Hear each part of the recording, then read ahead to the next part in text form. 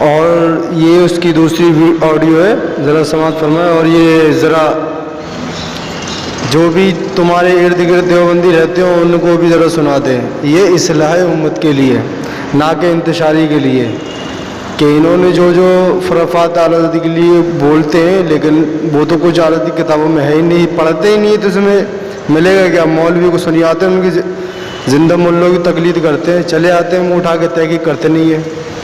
جی یہ دوسرا بیان سنیں کوثر نیازی صاحب کا. لیکن یہ دیوبندی ہی ہے، لیکن اب صاحب تو میرے منہ سے نکل رہا ہے جب اچھی بات کر رہے ہو. چلو السلام علیکم ورحمۃ اللہ وبرکاتہ. الحمدللہ رب العالمین والصلاة والسلام علی سید المرسلین وعلی آلہ واصحابہ اجمعین من یومنا ھذا الی یوم الدین. جناب ڈاکٹر اسحاق صاحب، حاجی مستان مرزا صاحب، حضرت مولانا، اراکین تنظیم اہل سنت، برادران ملت، جیسا کہ آپ کو جناب شہریار آبدی نے بتایا، میں اصلاً یہاں حیدرآباد میں عید میلاد النبی محترم و مکرم سید ریاست علی قادری صاحب اس وقت خطبہ استقبالیہ پیش کر رہے تھے، جس کے چند اہم نکات انہوں نے پیش کیے. ایک بات میں یہاں عرض کر دینا چاہتا ہوں کہ محترم المقام حکیم محمد سعید صاحب ہمارے درمیان موجود ہیں. غالباً پچھلے سے پچھلے سال کی کانفرنس میں بھی اس مجلس علمی کی انہوں نے صدارت کی تھی، جن کے لیے میرے دل میں بڑا اور احترام ہے. علم و حکمت کی وہ جو خدمت کر رہے ہیں وہ پاکستان کا بچہ بچہ جانتا ہے. دوستوں سے اور جس طرح سے انہوں نے مدینۃ الحکمت کو آباد کر کے اہل فکر و نظر کی بستیاں آباد کی ہیں، ان سے ہم سب واقف ہیں. مشکل یہ انہوں نے اس کانفرنس میں ایک اعلان فرمایا تھا کہ مدینۃ الحکمت میں ایک گوشہ اعلی حضرت قائم کیا جائے گا. مجھے اظہار خیال کرنا پڑ رہا اور ہمارا ادارہ اور اراکین ان کے مشکور ہیں ان کے اس اعلان پر، پہلودار ہے، اور ہم امید کرتے ہیں کہ حکیم محمد سعید صاحب بڑی ہمت بہت جلد ہمیں یہ اطلاع دیں گے کہ وہ گوشہ قائم ہو چکا ہے. تو ہم ان سے ہر طرح کے تعاون کے لیے تیار ہیں. ہمارے پاس سینکڑوں کتابوں کی لسٹ موجود ہے جو ہم ان کی خدمت میں پیش کرنے کو تیار ہیں. اس کے علاوہ کچھ ایسے مخطوطات، نایاب مخطوطات ہیں جو بر صغیری نہیں بلکہ عالم اسلام میں اعلیٰ حضرت کے وہ مخطوطات کہیں نہیں ہیں جو ہمارے پاس ہیں، وہ بھی ہم ان کی لائبریری میں رکھوانا چاہتے ہیں. تو ہمیں توقع ہے کہ اس مجلس علمی میں اس بار وہ ہمیں یہ خوشخبری سنائیں گے کہ وہ گوشہ اعلیٰ حضرت مدینۃ الحکمت میں قائم ہو چکا ہے. محدث بھی ہیں، اس وقت مفسر بھی ہیں، متکلم بھی ہیں، اس مجلس میں محقق بھی ہیں، وہ جن کا سب کو انتظار تھا، شاعر بھی ہیں، میں دعوت خطاب دیتا ہوں جناب مولانا کوثر نیازی صاحب کو، فقیہ اور بھی ہیں، بغیر تعارف مورخ کے بھی ہیں، ان کو دعوت مصنف خطاب دیتا بھی ہوں ہیں، کہ یہ تعارف کے محتاج ہیں. حافظ بھی ہیں، قاری بھی ہیں، ماہر حیات و نجوم بھی ہیں، سائنسدان بھی ہیں، منطقی بھی ہیں، فلاسفر بھی ہیں، اور سب سے بڑھ کر یہ کہ صوفی بھی ہیں اور ولی بھی. والصلاة والسلام علی سید المرسلین آج ہر یومنا شخص ھذا الی یوم الدین. مصنف بن جاتا ہے، عالم و فاضل کہلاتا اردو ہے. زبان میں جب کبھی آن حضرت کا لفظ استعمال کیا جاتا ہے چوہے کو ہلدی کی گانٹھ تو ملی اس اور سے نے سرکار پنساری کی ختمی دکان مرتبت کھولی. کا وجود باجود ذہن میں آتا ہے. اب ہمیشہ ہر شخص اور جب مصنف اعلیٰ حضرت کا اور لفظ محقق استعمال اور کیا عالم جاتا ہے فاضل تو اس سے سرکار کے مگر ایک غلام امام احمد رضا خان کی بریلوی کا تعداد نام سامنے آ جاتا ہے. 1000 کے لگ بھگ. ان میں سے بہت سی کتابیں تو ابھی دیکھا جائے تو یہ مقام امام احمد رضا خان کو ان کے ماننے والوں کی خوش عقیدگی سے نہیں ملا، یہ ان کے فنا فی رسول اور ایک ہمس جہد شخصیت ہونے کا فیضان. رابطہ رہتا ہے. برے صغیر پاک و ہند میں یوں تو کئی جامع و صفات شخصیات گزری ہیں، مگر جب ایک غیر جانبدار مبصر ان سب کا جائزہ لیتا ہے تو جیسی ہمہ صفت موصوف شخصیت شاہ رضا کی نظر آتی ہے ویسی کوئی دوسری نظر نہیں آتی. ان میں کون سا علم تھا جس پر ان کو دسترس نہ تھی؟ ان کتابوں تفسیر، کے ہر حدیث، فقہ، ہندسہ، ریاضی، سائنس، فلسفہ، علم حیات، جفر، طبیعیات، کیمیا، اقتصادیات، ارضیات، طب، جغرافیہ، تاریخ، سیاسیات، علم مناظرہ، جبر و مقابلہ، نحو، صرف، علم معانی، علم بیان، علم بدائع، علم صنائع، قرات، تجوید، تصوف، سلوک، لغت، شاعری، ادب، خط نسخ، خط نستعلیق، ان کے سوانح نگاروں نے 60 کے قریب علوم گنوائے ہیں جن میں انہیں مہارت تامہ حاصل ہے۔ وہ بیک وقت ایک عظیم ادیب بھی تھے اور خطیب بھی، مناظر بھی تھے اور متکلم بھی، محدث بھی تھے اور مفسر بھی، فقیہ بھی تھے اور سیاستدان بھی، اور جب وہ تحدیث نعمت کے طور پر کہتے ہیں تو غلط نہیں کہتے، اور اس لفظ سخن میں کلام کی سبھی شاخیں شامل ہیں کہ ملک سخن کی شاہی تم کو رضا مسلم، جس سمت آ گئے ہو سکے بٹھا۔ گردش ایام کی یہ بھی ایک عجیب ستم ظریفی ہے کہ تاریخ کی اکثر و بیشتر عظیم شخصیات مقبول ہونے کے ساتھ ساتھ مظلوم بھی رہا کی۔ انہوں نے ہمیشہ اپنے باب میں لوگوں کو 2 خانوں میں تقسیم کیا ہے، کسی کو غیر جانبدار نہیں چھوڑا۔ کچھ کو ان سے سخت عقیدت رہی ہے تو کچھ عداوت کی حد تک ان کے مخالف رہے۔ اس مخالفت میں ان کی ذات پر پروپیگنڈے کی دھول بھی اڑائی گئی۔ امیر المومنین علی مرتضیٰ کو دیکھ لیجئے، نصیری نے انہیں خدا بنا دیا تو خوارج نے کافر ٹھہرایا۔ ہمارے قریبی دور کی مثال محمد علی جناح ہیں، چاہنے والوں نے انہیں قائد اعظم کہا اور فتوی بازوں نے انہیں کافر اعظم۔ یہی صورتحال امام احمد رضا کی شخصیت کے باب میں رہی۔ جو ان کی شخصیت کا عرفان رکھتے ہیں ان کے نزدیک وہ بر صغیر کے امام ابو حنیفہ تھے، اور جو ان سے مخاصمت کی حد تک مخالفت رکھتے ہیں ان کے نزدیک وہ ایک بدعتی متشدد مفتی اور مناظر اور ایک انگریز نواز مولوی تھے، اور بس۔ معاصرت تو ہمیشہ سے سبب منافرت رہی ہے، لیکن افسوس کہ ان کی وفات کے 71 سال بعد بھی نقد و نظر کا مطلع اب تک گردآلود ہے۔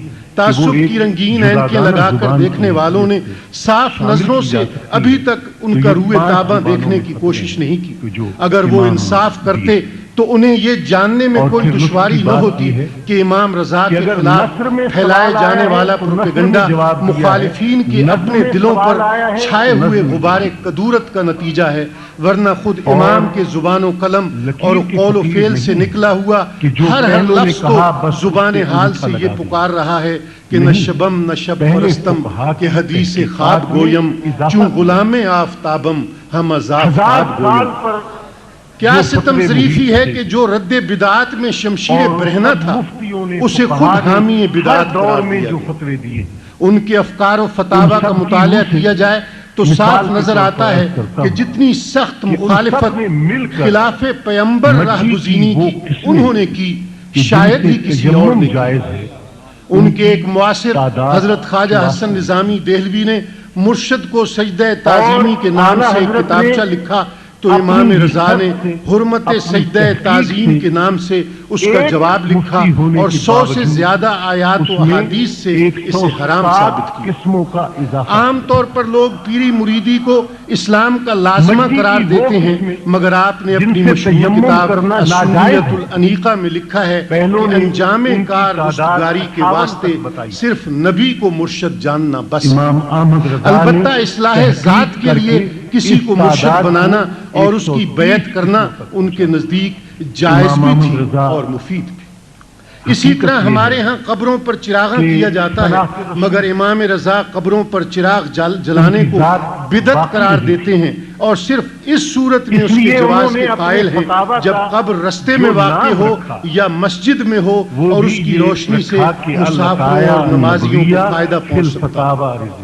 آج کل مزاروں پر منوں اور ٹنوں کے حساب سے چادریں چڑھانے کا رواج ہے، اور یہ چادریں بھی عام طور پر وزیروں اور امیروں کی دستار بندی میں استعمال کی جاتی ہیں۔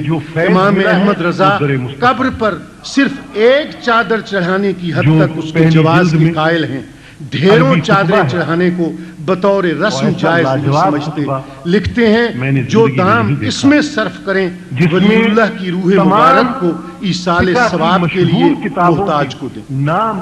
नावाकिफ लोग आजकल की कवालियों को भी इमाम रजा के मकतब फिक्र की पहचान करार देते हैं, मगर आपने अपने रसाला मसाइल समा में उन कवालियों को नाजायज ठहराया है जिन्हें मज़ामीर के साथ सुना जाता है। वो नाम दिए हैं।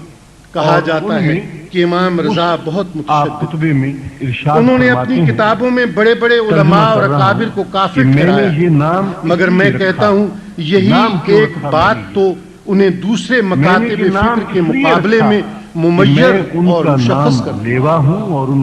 बदकिस्मती से हमारे यहाँ के अक्सर लोग उन्हें बरेलवी नामी एक फिरके का बानी समझते हैं, हालांकि वो अपने मसलक के एतबार से सिर्फ हनफी और सलफी हैं और बस। उनके मुकाबले में जिन लोगों को देवबंदी कहा जाता है, फिक़ही मसलक और अक्सर व बेशतर दूसरे मसाइल में वो भी वही नुक्ता नजर रखते हैं जो शाह अहमद रजा खान बरेलवी का है।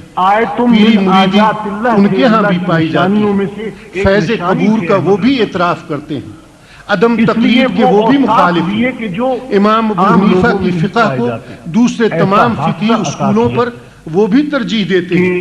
असल झगड़ा यहाँ से चला कि उनके बाज बड़ों की खिलाफ एहतियात तहरीरों को इमाम रजा ने काबिल एतराज गर्दाना, और चूंकि मामला अज़मत रसूल का था, तौहीन रसूल की बुनियाद पर उन्हें फतवों का निशाना बनाया।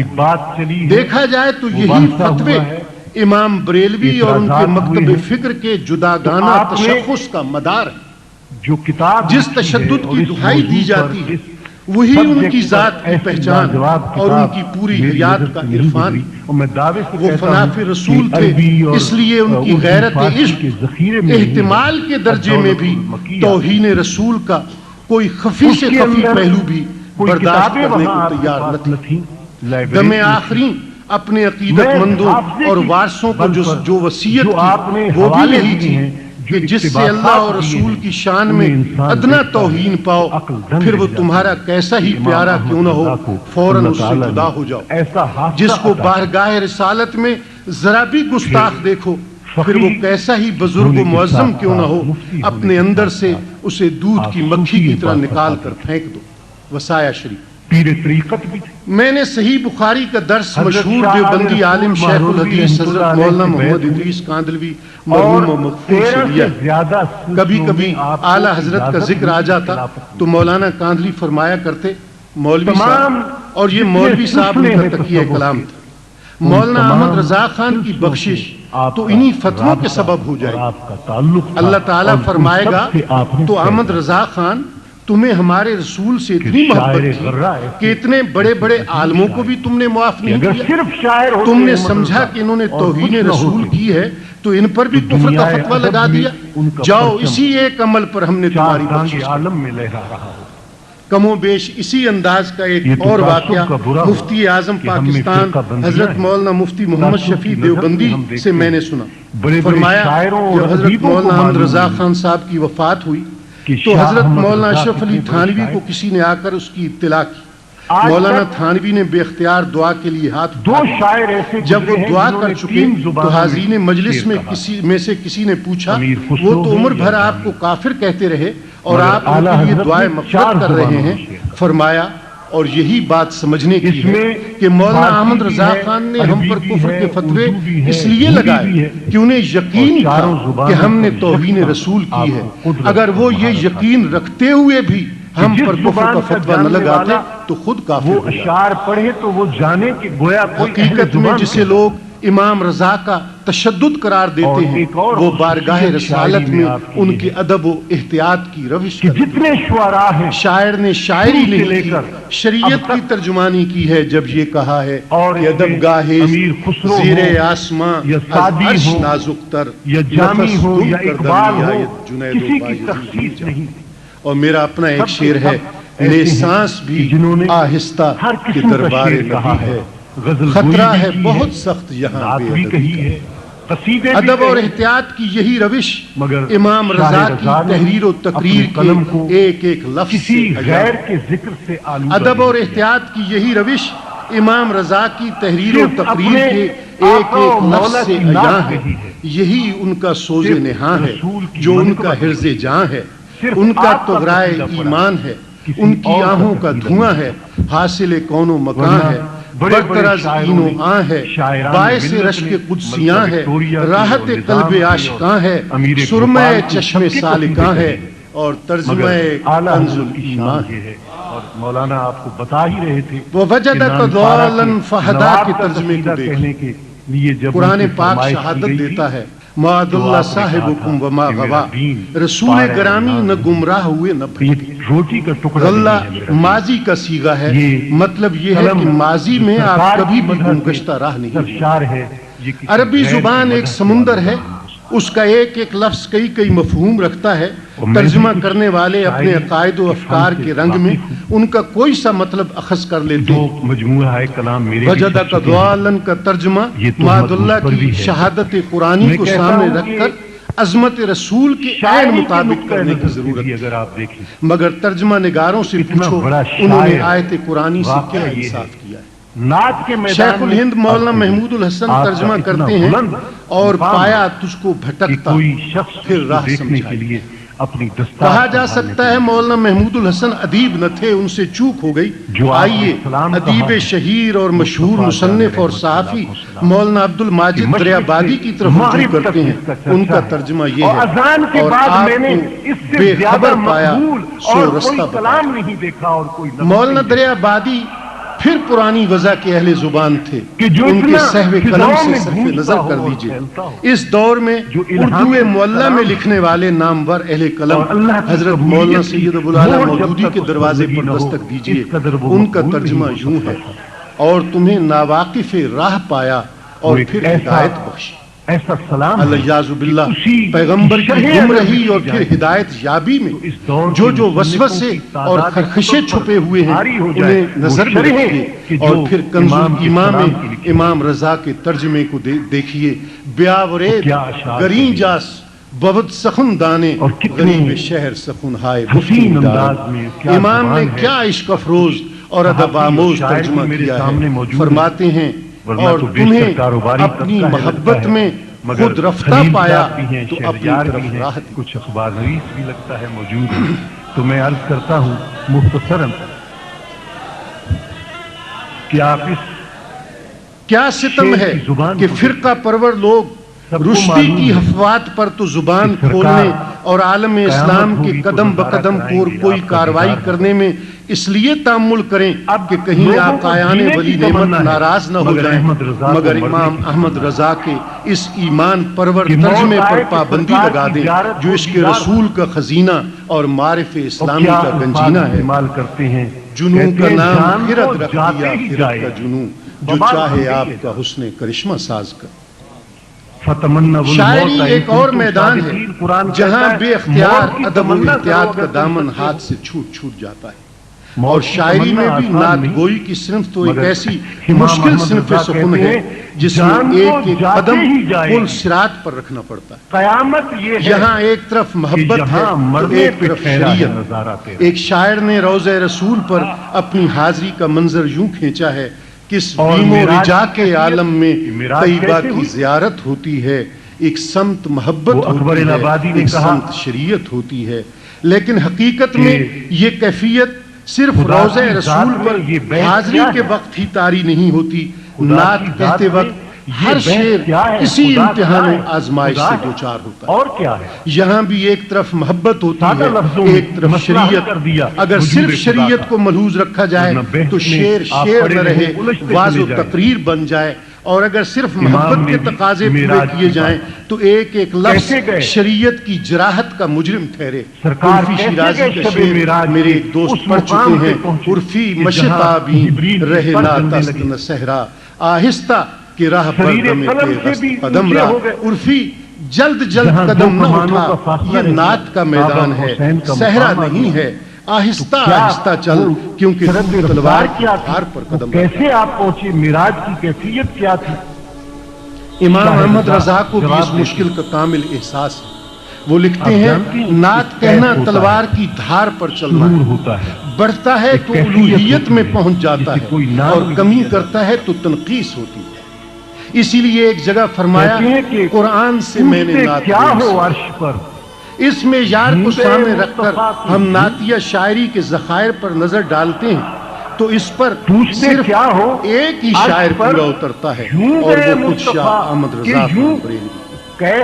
آپ سب جانتے ہیں میں ادب کا طالب علم ہوں, برا بھلا شعر بھی کہہ لیتا ہوں.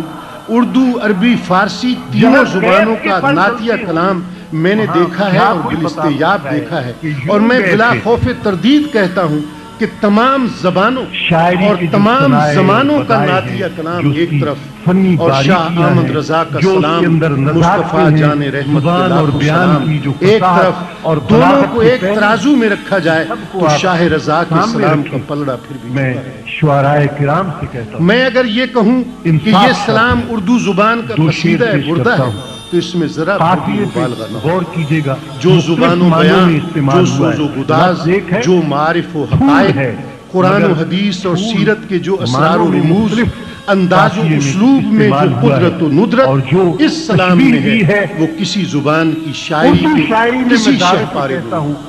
مجھے افسوس ہے قلم نے اس جانب توجہ نہیں, ورنہ اس کے ایک ایک شعر کی تشریح میں کئی کتابیں لکھی جا سکتی. کہ ہاتھ کا جو ایک شعر پڑھتا ہوں میں دعوے سے کہتا ہوں آپ نے کسی زبان کی شاعری میں سرکار ختمی مرتبت کی ریش مبارک کی یہ تعریف نہ سنی ہو. ذرا تصور کیجئے ایک نہر ہے, اس کے ارد گرد سبزہ ہے, اس سبزے سے نہر کا حسن دوبالا ہو اس کے لیے.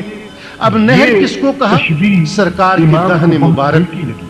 نہر عربی زبان میں دریا کو کہتے ہیں. آپ کے دہن مبارک کو نہر رحمت قرار دیا کہ ایک رحمت کا دریا ہے جو اس دہن اقدس سے موجود ہے. ایک فارسی شاعر نے کہا نہ رفت لا بزبان مبارکش ہرگز مگر اشہد واللہ الہ الا اللہ. آپ کی زبان مبارک سے اشہد واللہ الہ الا اللہ میں جو لا ہے اس کے علاوہ لا یعنی نہیں کا لفظ کبھی نہیں فرمایا.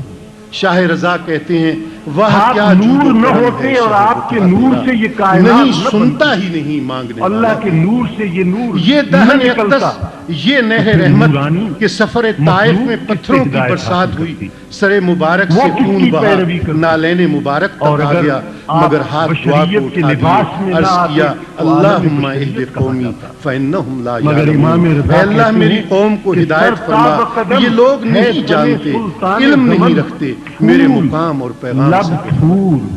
تو اس دہن اقدس کو نہر رحمت کہا, اور ریش مبارک کیا ہے؟ اس نہر رحمت کے ارد گرد لہلہانے والا سبزہ جس نے نہر رحمت کو چار چاند لگا دیے.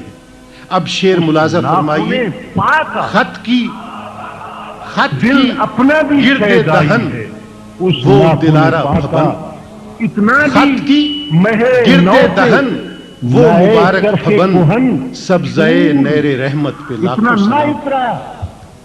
شاہ رضا آگے بڑھتے ہیں, سرکار کے آپ کی ازواج مطہرات کی, صحابہ کرام, اہل بیت کی, اولیاء کبار کی, بالخصوص حضرت غوث الاعظم کی جو امام الاولیاء ہیں, تعریف کرنے کے بعد مطلب زبان پر لاتے ہیں. مگر اس میں بھی کیا امتیاز و اختصاص ہے. درخواست ذاتی نہیں جماعتی ہے, انفرادی نہیں اجتماعی ہے, صرف اپنے لیے نہیں پوری امت کے لیے ہے. کہتے ہیں ایک میرا ہی رحمت پہ دعویٰ نہیں, صحابہ کرام اور اہل بیت اطہار, اور خود کیا چاہتے ہیں یہ سلام اور نعت لکھنے سے غرض کیا ہے؟ کہتے ہیں میں تو صرف اتنا انعام چاہتا ہوں کہ قیامت کے دن جب سب آپ پر سلام بھیج رہے ہوں مقرر ہیں مجھے آواز دے کر کہیں احمد رضا تم بھی تو سلام سناؤ, وہی سلام مصطفیٰ جان رحمت کے لاکھوں سلام, تو میری مزدوری وصول ہو جائے گی. کاش محشر میں جب ان کی آمد ہو اور بھیجیں سب ان کی شوکت پہ لاکھوں سلام, مجھ سے خدمت کے قدسی کہے رضا مصطفیٰ جان رحمت. بات پھیل گئی. کہنے کا مطلب یہ ہے کہ مخالفین جس بات کو شاہ احمد رضا کا تشدد کہتے ہیں وہ تشدد نہیں، ان کا عشق رسول ہے، ان کا ادب و احتیاط ہے، جو فتویٰ نویسی سے لے کر ترجمہ قرآن تک اور ترجمہ قرآن سے لے کر ان کی نعتیہ شاعری تک ہر جگہ آفتاب و مہتاب قادر کا بندہ بھی ہے اور خود بھی قادر ہے، اور کہنے والوں کی زبان کون روک سکتا ہے؟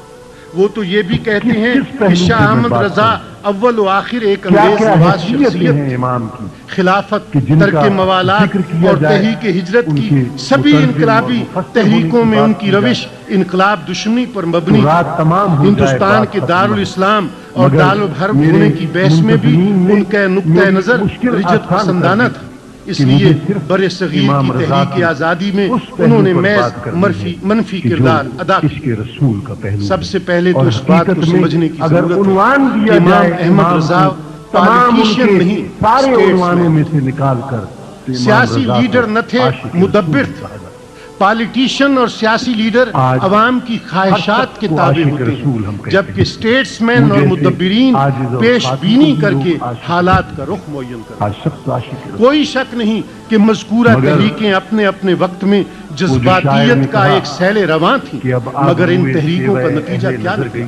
تحریک ہجرت پر تبصرہ کرتے ہوئے مولانا رئیس احمد جعفری ندوی نے لکھا ہے، پھر ہجرت کی تحریک اٹھی، 18,000 مسلمان اپنا گھر بار جائیداد اسباب غیر منقولہ اونے پونے بیچ کر، خریدنے والے زیادہ تر ہندو ہی تھے، افغانستان ہجرت کر گئے، وہاں جگہ نہ ملی، واپس کیے گئے، کچھ مر کھپ گئے، جو واپس آئے تباہ حال، خستہ درماندہ، مفلس خلاش، تہی دست بے نوا، بے یار و مددگار، اگر اسے ہلاکت ہے۔ اور تحریک ہجرت اس بحث کا منطقی نتیجہ تھی کہ ہندوستان دارالاسلام ہے یہ دارالحرب۔ امام رضا اسے دارالحرب قرار نہیں دیتے تھے، وہ جانتے تھے کہ اس سے مسلمانوں کے لیے سود کھانا تو جائز ہو جائے گا، مگر ہجرت اور تلوار اٹھانا ان پر لازم ہو جائے گا، اور یہ ان کے لیے تکلیف مالا یطاق۔ وہ اسے دارالاسلام قرار دیتے تھے کہ سینکڑوں برس مسلمان اس پر حکمران رہے تھے، اب بھی سرزمین میں امن تھا اور مسلمانوں کو دینی فرائض کی ادائیگی میں کوئی رکاوٹ نہ تھی۔ حیرت کہ جو لوگ انگریز کے زمانے میں ہندوستان کو دارالحرب قرار دینے پر مصر تھے، آج ہندو راج میں اسے دارالحرب قرار دینے کا لفظ بھی منہ سے نہیں، اور عشق بھی ایسی ہی مطلب واضح ہے۔ انگریز کے زمانے میں ہندو پس پردہ ان فتووں کی پنپتا رہتا ہے جن میں ہندوستان کو دارالحرب قرار دیا جا رہا تھا تاکہ مسلمان انگریز کے خلاف تلوار اٹھائیں، مر کھپ جائیں، اور جو باقی بچے وہ ہجرت کر کے اس سرزمین ہی کو چھوڑ دیں۔ آج ہندوستان کو دارالحرب قرار دیا جائے تو ہندو سیکولرزم کا طلسم پاش پاش ہوتا ہے۔ مسلمان جہاد کے نام پر برسر پیکار ہوں یا ہجرت کریں، سیکولرزم کے غبارے سے ہوا نکل جاتی ہے۔ اس لیے آج ہندوستان کو دارالحرب قرار دینے والے مفتیان کرام کے وارث نور بلب ہیں، اور اس طرح اپنے عمل سے امام احمد رضا کے فتوے کی تائید کر رہے ہیں۔ تو وہ شخص تحریک خلافت اور تحریک ترک موالات کا معاملہ بھی اس سے چندہ مختلف نہیں۔ 1914 میں پہلی جنگ عظیم شروع ہوئی، اس میں ہندوستان سے فوجی بھرتی کرنے کے لیے برطانیہ نے اعلان کیا کہ جنگ میں فتح حاصل کرنے کے بعد ہندوستان کو آزاد کر دیا جائے گا۔ ظاہر ہے اس وقت مسلمانوں کے سامنے پاکستان کا نصب العین نہ تھا۔ ہندوستان آزاد ہوتا تو حکومت ہندو اکثریت ہی کی، یہی وجہ ہے کہ گاندھی جی نے فوجی بھرتی کی زبردست حمایت کی اور 2 لاکھ کے قریب ہندو اور مسلمان سپاہی انگریزی افواج کے ساتھ مل کر لڑے۔ ترکی کو اسی جنگ میں شکست ہوئی، فتح پانے کے بعد انگریز وعدے سے پھر گیا، اب گاندھی جی اسے سزا دینے کی فکر میں تھے۔ اس مقصد کے لیے خلافت کا مسئلہ ڈھونڈ نکالا گیا، حالانکہ سب جانتے تھے کہ ترکی کی سلطنت عثمانیہ اپنے کرتوتوں کی وجہ سے خلافت کے نام پر ایک دھبے سے کم نہیں، مگر یکا یک کہا جانے لگا کہ ترکی کا سلطان اسلام کا خلیفہ ہے اور اس کی خلافت ختم کرنا اسلام پر حملہ کرنے کے مترادف۔ مسلمان بفر گئے، ایک تحریک چل نکلی، مگر طرفہ تماشا یہ ہے کہ تحریک کی قیادت گاندھی جی ذات کیا ہے، اس کی صفات کیا ہے، جو ہندوستان میں مسلمانوں پر ایک الگ خطۂ زمین دینے کے حق میں نہ تھا، وہ عالمی سطح پر مسلمانوں کی مسئلہ حل کر دیا۔ خدائے محمد شاہ احمد رضا گاندھی جی کے بچھائے ہوئے اس دام ہم رنگ زمین کو خوب دیکھ رہے تھے۔ انہوں نے متحدہ قومیت کے خلاف اس وقت آواز اٹھائی جب اقبال اور قائد اعظم بھی اس کی زلف کی اسیر تھے۔ دیکھا جائے تو قومی نظریے کے عقیدے میں امام رضا مقتدا ہے اور یہ دونوں حضرات مقتدی پاکستان کی تحریک کو کبھی فروغ حاصل نہ ہوتا اگر امام احمد رضا سالوں پہلے مسلمانوں کو ہندوؤں کی چالوں سے باخبر نہ کرتے۔ کہا دمے نزا یہی جاری ہو میری تحریک موالات کی۔ محمد گاندھی جی مسلمانوں کو ہندوؤں کے ساتھ مل کر ہر قسم کے بائیکاٹ کے لیے اکسا رہے تھے۔ امام احمد رضا کا موقف یہ تھا کہ موالات دوستی اور محبت کو کہتے ہیں، حکم مشرکین اور کفار سے دوستی اور محبت نہ کرنے کا ہے، لین دین اور معاملت کے ترک کا نہیں۔ اور جہاں تک دوستی کی ممانعت کا تعلق ہے، اس میں انگریز کی تخصیص نہیں، اس میں ہندو بھی شامل ہے۔ ایک مشرک سے پیار کی گونگیں بڑھا کر دوسرے مشرک کا مقاطعہ مسلمانوں کو زیب نہیں دیتا۔ قائد اعظم محمد علی جناح تحریک ترک موالات کے مخالف تھے، مگر مولانا محمد علی اور مولانا شوکت علی سمیت بہت سے مسلمان رہنما اس مسئلے میں گاندھی جی کے ساتھ کرتے ہیں۔ امام احمد رضا کے کلمہ حق سے متاثر ہو کر یہ سیاسی اکابر بھی آہستہ آہستہ ہندو کی سیاست سے باخبر ہوتے چلے گئے۔ خود علامہ اقبال ایک زمانے میں تحریک خلافت کی صوبائی کمیٹی کے صدر تھے، مگر جب تحریک کے اصل ہدف سے آگاہ ہوئے تو صدارت سے استعفیٰ دے دیا۔ ان کے یہ اشعار اسی دور کی یادگار ہیں، نہیں تجھ کو تاریخ سے آگہی کیا، خلافت کی کرنے لگا تو گدائی، خریدے نہ ہم جس کو اپنے لہو سے، کسی بریلوی عالم کی نہیں ہے کہ بریلوی عالم غریب جس زمانے میں یہ تحریکیں چل رہی تھیں ان میں عوامی جذبات بفرے ہوئے تھے۔ ویسے بھی ہماری قومی بدقسمتی، ہماری قوم بدقسمتی سے انتہا پسند واقع ہوئی ہے۔ بقول شاعر افسوس ہم چلے نہ سلامت روی کی چال، یا جبریل امین سے ایک مرتبہ سرکار نے پوچھا، ایسے میں مخالفتوں اور الزام تراشیوں کی پرواہ نہ کرتے ہوئے مسلک اعتدال پر قائم رہنا اور دو قومی نظریے کے فروغ کے لیے مدبرانہ دوربینی کی سیاست پر کاربند رہنا امام احمد رضا خان جیسے آہنی اعصاب رکھنے والے لیکن مجھے اتنا معلوم ہے کہ اللہ تعالیٰ کے حجابات رہا یہ کہنا کہ ان کے یہ اقدامات انگریز نوازی پر مبنی تھے تو یہ بات وہی کہہ سکتا ہے جو یا تو امام رضا کے مسلک کو سرے سے جانتا ہی نہ ہو، جو ہر 72 سال 1000 سال یا تو سرے سے ان کے مسلک کو جانتا ہی نہ ہو یا جانتا ہو مگر جان کر نہ ماننا بھی کہیں زیادہ ہے۔ اس کا ایک ایسا مرد مومن جسے انگریزی سامراج سے اتنی نفرت ہو کہ وہ اس کی کچہری میں جانے کو حرام سمجھتا ہو، جو مقدمہ قائم ہو جانے کے باوجود اس کی عدالت میں نہ گیا ہو، جو خط لکھتا ہو تو کارڈ اور لفافے کی الٹی طرف پتہ لکھتا ہو تاکہ انگریز بادشاہ اور ملکہ کا سر نیچا نظر آئے، جس نے اپنی وفات سے 2 کے پہلے یہ وصیت کی ہو کہ اس دالان سے ڈاک میں آئے ہوئے وہ تمام خطوط جن پر ملکہ اور بادشاہ کی تصویر ہے اور وہ تمام سکے اور روپے پیسے جن پر یہ تصویریں ہیں سب باہر پھینک دیے جائیں تاکہ فرشتہ ہے رحمت کو آنے میں دشواری، تو جس کا مقام یہ ہو، جس نے نعت گوئی میں بھی کسی کو نمونہ مانا اور اسے سلطان نعت گویاں قرار دیا تو وہ حضرت مولانا کفایت علی کافی تھے، جنہوں نے 1857 کی جنگ آزادی میں